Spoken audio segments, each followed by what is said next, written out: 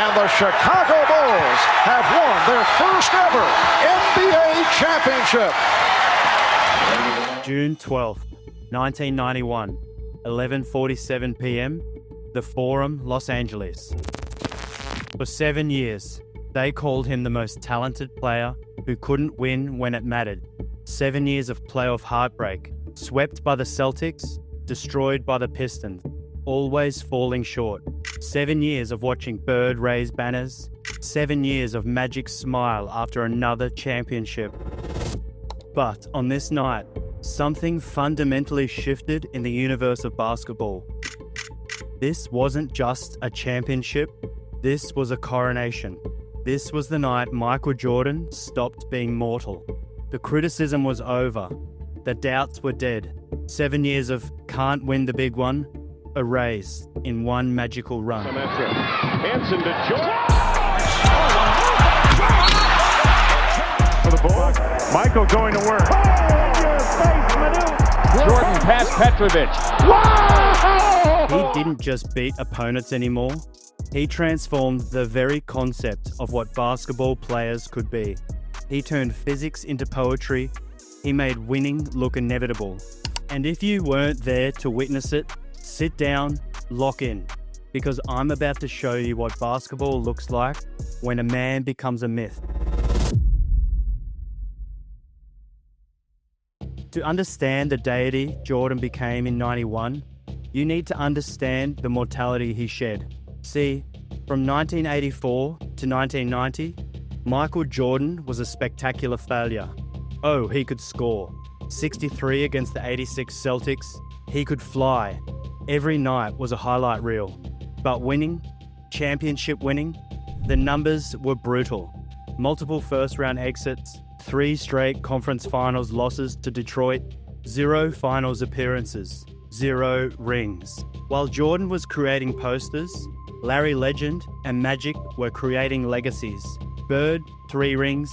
Magic, 5 rings. Jordan, 0 rings and a growing reputation as the greatest player who couldn't figure out how to be a champion.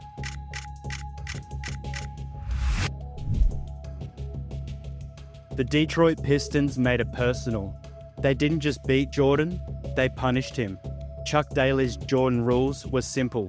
Hit him again. Make him lose his cool. Make him distrust his teammates. Make him human.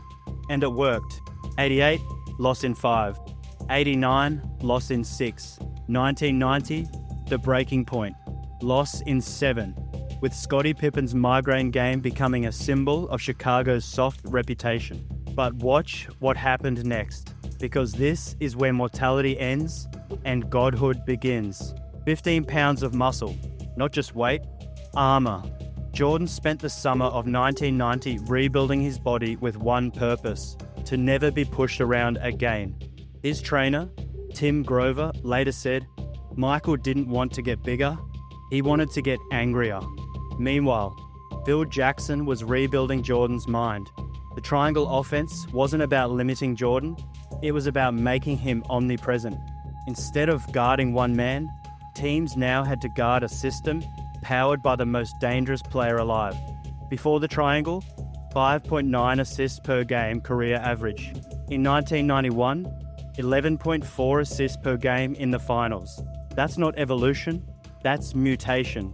And then there was Pippen, no longer the kid with migraines, now a 6'8" defensive destroyer who could guard anyone from point guards to power forwards. Jordan finally had a running mate who could keep up.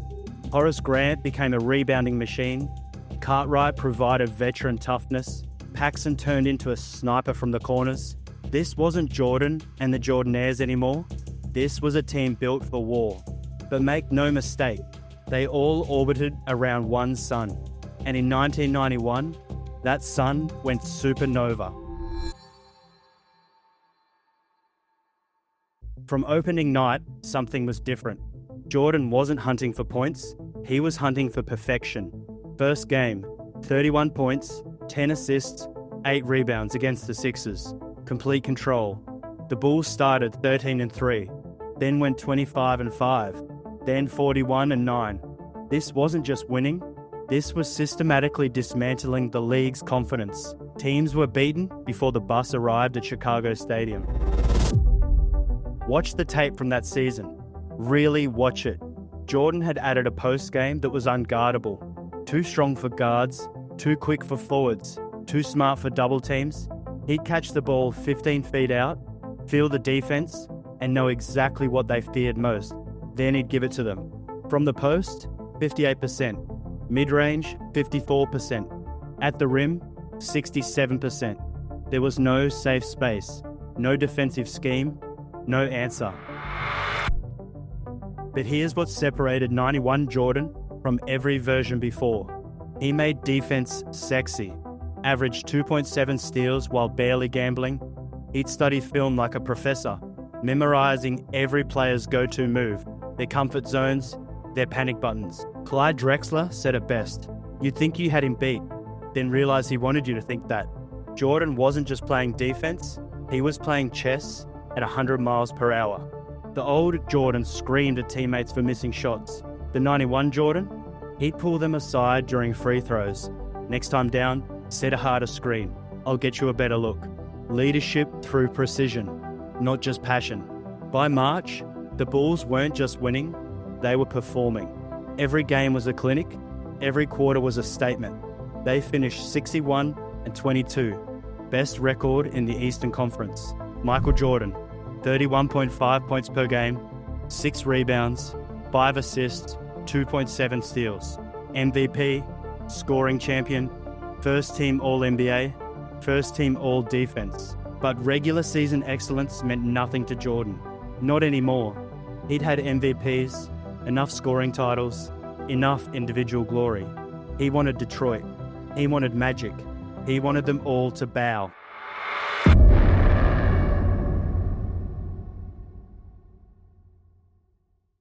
May 19th, 1991.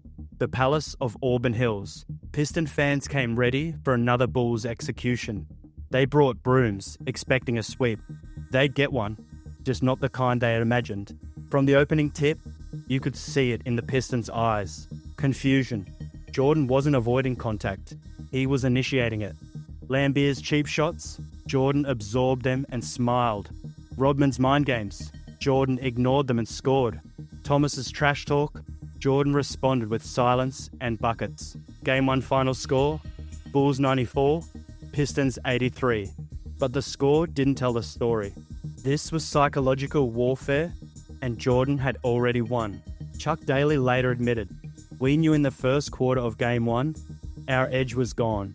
Michael wasn't that kid anymore." Game 2 was a horror movie for Detroit. Jordan didn't just beat them, he dissected them. 35 points on 74% shooting. Read that again, 74%, against the team that invented defending him. But watch how he scored. No wild drives hoping for calls. Everything was calculated. Footwork perfect, shoulders squared, follow through textbook. He was beating them with fundamentals, and that hurt worse than any dunk. Game 3 in Detroit, the Pistons' last stand. Their crowd was vicious. Jordan sucks chants from the warm-ups. Security had to escort Jordan's family. This was Detroit's house, where dreams went to die. Jordan's response? 33 points, 7 rebounds, 7 assists. But forget the numbers. Watch his demeanor. No emotion, no celebration. Just cold, methodical execution. Like a surgeon who's done this operation 1,000 times. By the fourth quarter, you could see it. The bad boys were broken. Lambier stopped throwing elbows. Rodman stopped talking. Thomas looked like he'd aged 5 years in 3 games. And then came the moment that defined an era's death. Game 4. Bulls up, 115-94. Clock winding down. Thomas gathers his troops at mid-court. They turn toward the tunnel. They walk. No handshakes, no acknowledgement, no respect for the new kings. Jordan's response? Nothing. Absolutely nothing. He didn't chase them. He didn't yell. Didn't gloat. He just stood there, watching the former champions slink away like defeated gladiators leaving the Colosseum. In the locker room, while his teammates celebrated, Jordan sat quietly. Scottie Pippen asked him why he wasn't more excited. Jordan's response? We haven't won anything yet. 4-0 sweep. Jordan, 29.8 points, 5.3 rebounds, 7 assists per game. Bulls outscored Pistons by an average of 17.3 points. The bad boys were dead. The Jordan rules were obsolete, but the real test was coming. June 2nd, 1991, Chicago Stadium. Michael Jordan versus Magic Johnson. The Prince versus the King. The future versus the present. Except nobody told Jordan he was supposed to wait his turn. This wasn't just a finals. This was a coronation waiting to happen. Magic's Lakers, Showtime's last dance, Jordan's Bulls, a dynasty being born. The basketball world held its breath. Game 1, Chicago Stadium. The energy was nuclear. Jordan came out hunting. 36 points, 8 assists, 12 rebounds. A complete performance. But the Lakers had one more Showtime moment left. Sam Perkins hitting clutch threes, Worthy finding creases in the defense. Final, Lakers 93, Bulls 91. But here's what scared the Lakers. Jordan didn't look frustrated. He looked intrigued, like a chess master who just saw his opponent's best move and already knew how to counter it. Phil Jackson told the team one thing. They just showed us everything they have. We haven't even started. Game 2 was when the Lakers learned what playoff Jordan really meant. Not the spectacular Jordan, the surgical Jordan. Game 2, the Lakers came out desperate, more physical, more focused. They actually led at halftime. Phil Jackson's calm message to Jordan, they're showing you too much respect. Remind them why. Third quarter, Jordan drives baseline. Perkins and Divac converge. Jordan goes up with his right hand, sees the contact coming, and then A spectacular move! he switches to his left hand in mid-air. Not around the defenders, through them. The ball kisses the glass and drops. Chicago Stadium exploded. 20,000 people losing their minds. Not because of a home team basket, but because they just witnessed something that shouldn't exist. That play broke the Lakers' spirit. You could see it in their eyes. How do you game plan for someone who invents new possibilities mid-flight? Game 3 in Los Angeles. Series tied 1-1. The Forum. Magic's house. If the Lakers were going to seize control, it had to be done here. They threw everything. Zones, box and one, switching defense. Jordan's response, perfect balance. When they overplayed him, he facilitated. 13 assists. When they sagged off to stop his passing, he attacked. 29 points. A masterclass in reading defenses. Game 4 was Jordan at his most terrifying. Up 2-1, smell of a championship in the air. He could have coasted. Instead, pure aggression from the opening tip. 28 points. But more importantly, complete control. He wasn't just trying to win, he was trying to demoralize. Game 5, June 12th, 1991. One win from history. The old Jordan might have pressed, forced shots, tried too hard. The God version, he orchestrated a symphony. 30 points on 11 of 25 shooting. But the 10 assists told the real story. He was everywhere. Skip pass to Paxson in the corner, 3. Drive and dish to Grant, dunk. Post up, draw double team, find Pippen, layup. With 3 minutes left, up 15, Jordan caught the ball at the foul line. The entire Lakers defense sagged towards him. He looked at them, all 5 defenders cheating his way, smiled, and hit Paxson for another 3. Game over, series over, 7 years of doubt, over. When the buzzer sounded, Jordan didn't jump, didn't scream. He just walked to the ball, picked it up, and headed to the locker room. The celebration could wait. This moment was his. In that tiny visitor's locker room in Los Angeles, Michael Jordan, the man who turned weakness into strength, failure into fuel, finally let go. 7 years of can't win the big one, 7 years of watching others celebrate, 7 years of questions. Gone. All gone.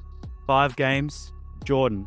31.2 points, 6.6 rebounds, 11.4 assists per game, 2.8 steals, 55.8% field goal percentage. Finals MVP, unanimous. Here's what nobody understood yet. Winning the championship didn't complete Jordan, it unleashed him. See, before 1991, Michael Jordan was a basketball player. After 1991, He was a global corporation disguised as an athlete. The Nike commercials stopped selling shoes and started selling dreams. Air Jordan wasn't footwear, it was a belief system. Believe you could fly, believe you could win, believe you could be him. Within months, kids in Barcelona were doing tongue-wagging layups, teenagers in Tokyo were wearing baggy shorts, courts in Cairo had makeshift Jordan posters. This wasn't American cultural export, this was basketball imperialism, and Jordan was the emperor. The numbers were staggering. NBA ratings up 20%, attendance records shattered wherever the Bulls played. Jordan's salary, $2.5 million. His Nike deal, $20 million. His impact on the league's value, immeasurable. David Stern later admitted, Michael didn't save the NBA, he transformed it. We went from a league with drug problems and tape-delayed finals to must-see global entertainment. That transformation has a name, Jordan. But the real impact wasn't in boardrooms. It was on playgrounds. Every kid taking a jumper was suddenly leaning back, tongue out. Every drive to the basket ended with an attempted layup package. Basketball wasn't just a game anymore, it was performance art. Let's get technical for a minute, because calling Jordan a god is poetic, but understanding why requires analysis. Watch any Jordan footage from 1991. Notice something? Everything is fundamentally perfect. The footwork, always balanced. The release, identical every time. The defensive positioning, textbook, but at warp speed. Other stars had signature moves. Jordan had complete mastery. While everyone else was playing checkers, Jordan was solving basketball like a math equation. Same problem, perfect answer, every single time. That's not talent, that's 10,000 hours of obsessive preparation meeting the perfect moment. But physical gifts and technical skill only explain half of 1991 Jordan. The other half, the half that separated him from every talented player who couldn't win, that was all mental. Jordan didn't practice, he hunted. Every drill was Game 7. Every scrimmage was personal. Teammates tell stories of Jordan turning simple shooting drills into competition, then refusing to leave until he won. BJ Armstrong remembers, we'd be up 20 in a meaningless February game, and Mike would be furious because someone scored on him. He took every basket personally, every single one. The preparation was psychotic.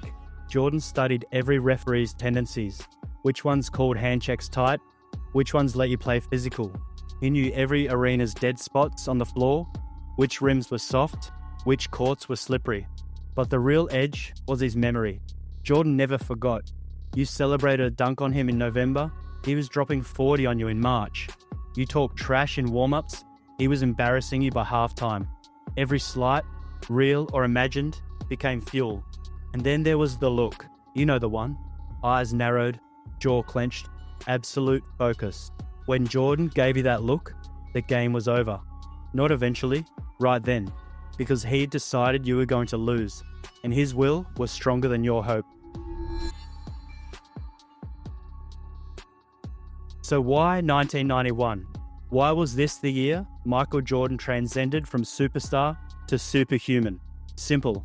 It was the perfect storm of preparation meeting opportunity. Physical evolution, check. Mental maturity, check. System understanding, check. Supporting cast, check. Chip on the shoulder, check. Every element aligned.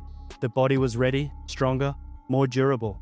The mind was sharp, patient but ruthless. The system maximized his gifts while hiding nothing. The team could finally hold their own. And the motivation? 7 years of can't win the big one had created a monster.